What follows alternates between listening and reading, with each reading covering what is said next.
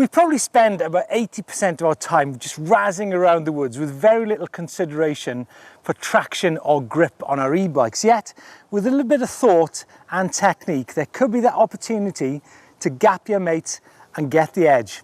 This is all about finding traction on your e-bike.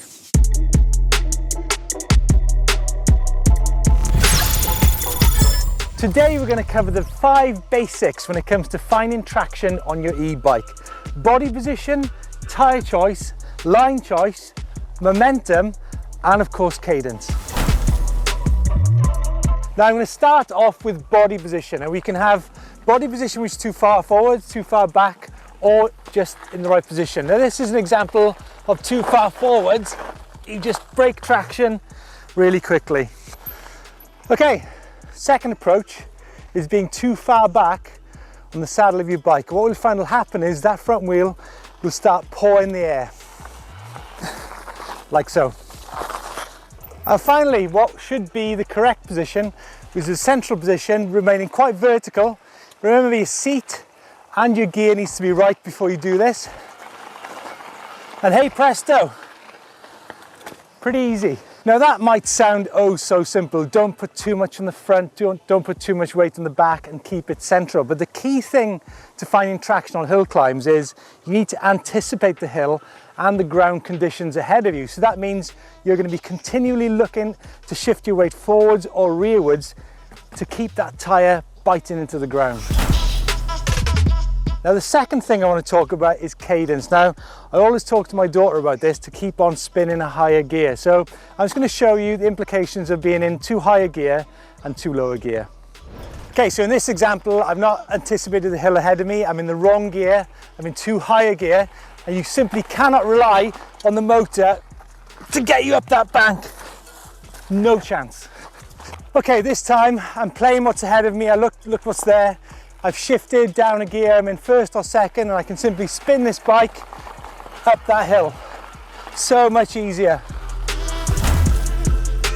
Now I've got 2 of the basics right. Those are body position and cadence. The third thing is momentum. Now this all depends on the angle of your bank. Now this bank we've been doing is about 45 degrees. So if you're on a normal bike, you'd definitely be trying to attack this to get maximum momentum as possible to get up it.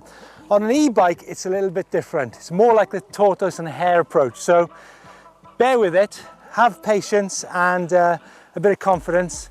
Slam it in an easy gear, body position, and you can actually keep your momentum reasonably low to get up there. Oh boy.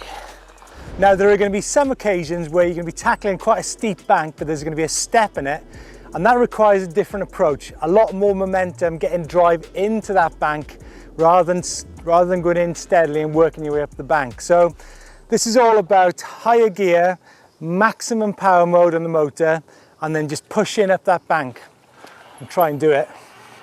So I'm in like 3rd gear here. I'm really going to give it some.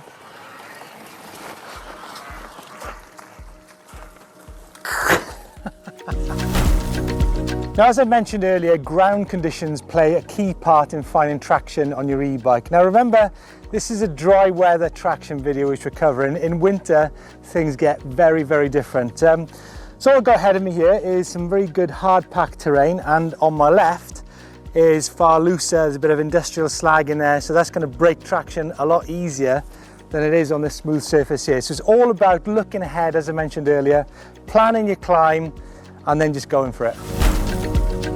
Now, if you've been watching previous EMBN how-to videos, you'll know that I've been banging on about tyre choice all the time. So apologies to you guys who've been through that before. But ultimately, it's all about soft compound, aggressive tread patterns, maybe 2.6 to 2.8 width, and of course the tyre pressures. So if you're between about 65 to 90 kilos, you should be looking at between about 20 to 28 PSI in your rear tyre to get that maximum grip on the ground.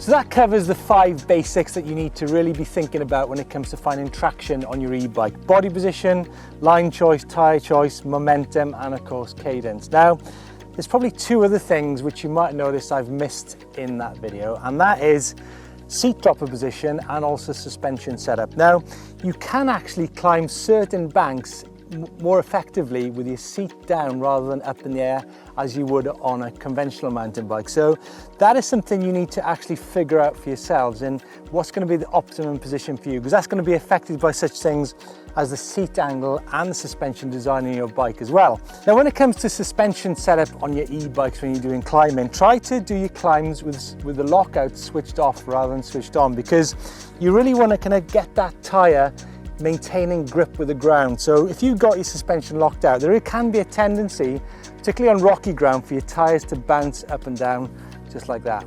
You're going to be asking me about power mode, right? Well, when it comes to climbing anything significant, you need to be in one of the 2 top power settings on your e-bike. That's about it. If you like this video and you want to see more, there's a video on how to plan your climbs, found just over here. Let us know your feedback on this subject. Any questions, we'd be happy to answer them. Please give us a thumbs up if you like it, and if you're not already subscribed to EMBN, yeah, make sure you do.